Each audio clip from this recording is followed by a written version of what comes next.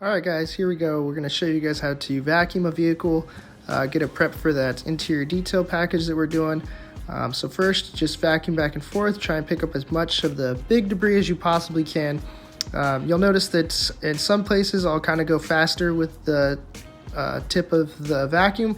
That helps to just bring out some of that debris that's stuck in those fibers. You'll see me go back and forth, kind of move those little clips around every once in a while and go about that. An easier way to get those little clips in the small tight areas where some sand and some buildup comes is to use our tornador.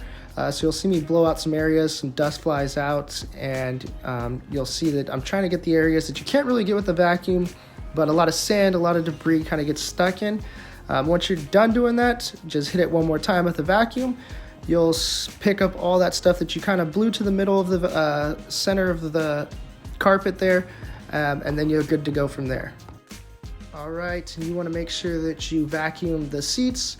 If the leather or carpet, it doesn't really matter.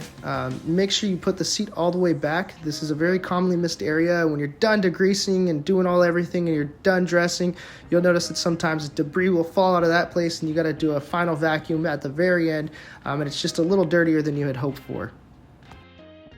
And as you're going around vacuuming everything, I like to go in the cup holders in the doors, the cup holders in the center console.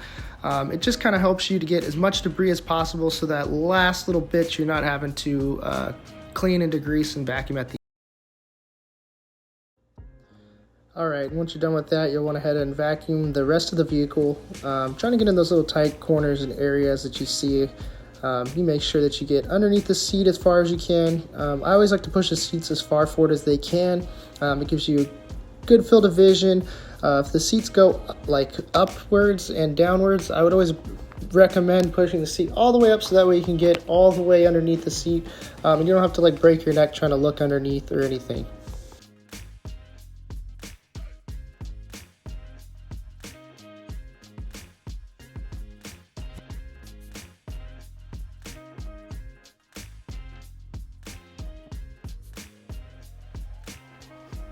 Alright, right here I pull the tornador back out, just getting those little cracks and crevices again, trying to get everything pushed to the center.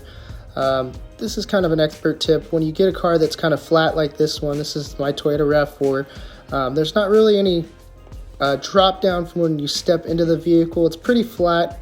These are ideal for us. We can actually just use the tornador for most of the blowout and vacuum because you can actually just blow straight out without it getting stuck on that little wall that's separates the door from stepping inside the vehicle.